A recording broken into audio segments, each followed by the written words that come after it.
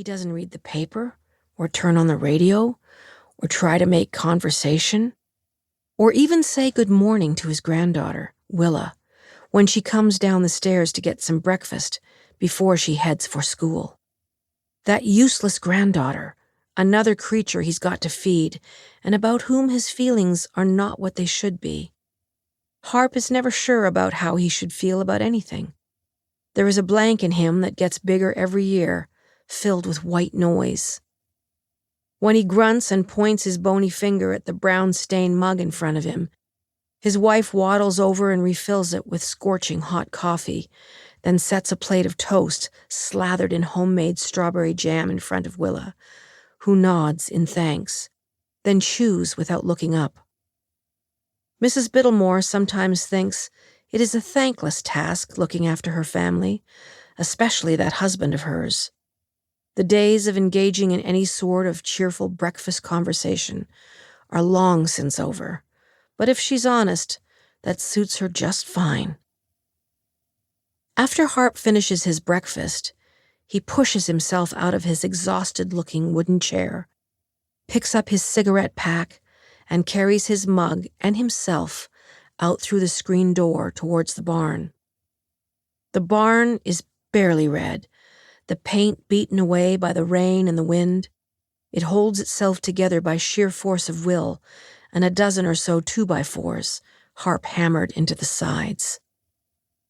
He keeps a few bottles of home brew tucked behind some old apple crates stacked in the loneliest, darkest corner of the stable, and before he feeds the animals or does the milking, he pours a generous amount of moonshine into his coffee.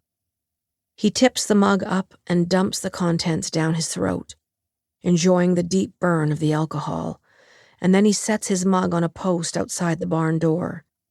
His wife collects that mug without fail every single day. Depending on how he feels after the animals are dealt with, he may or may not fix a hinge on a gate, or straighten a fence post, or wind up some stray pieces of barbed wire, or move the bales in the haymow a little closer to the chute into the stable below. Sometimes, if he is particularly energetic, he wanders over to the water trough outside the barn and pumps in a few gallons of water.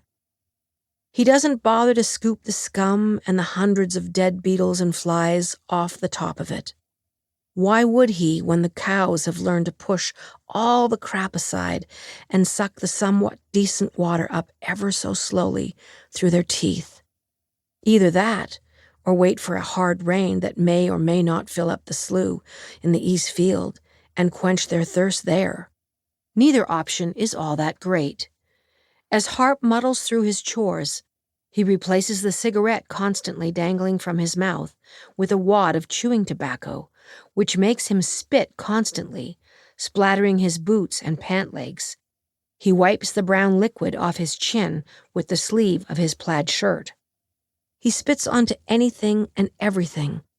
The side of the tractor, or the door of the barn. He'll even shoot a glutinous stream towards a chicken shuffling past. If he is lucky enough to hit one, he'll let out a hoot and slap his knee. There is joy to be found in the misfortune of others, a dark, quivering joy. If Mrs. Bittlemore catches him spitting on her chickens, she cracks him on the head with her wooden spoon.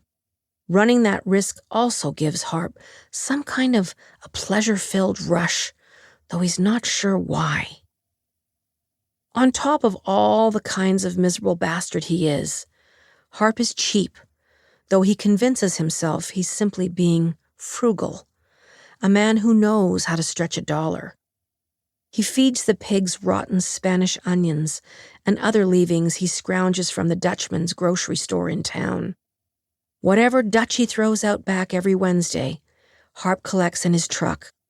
Sometimes it's squash or coffee grounds or eggshells. Sometimes it's potatoes or apples or expired boxes of crackers.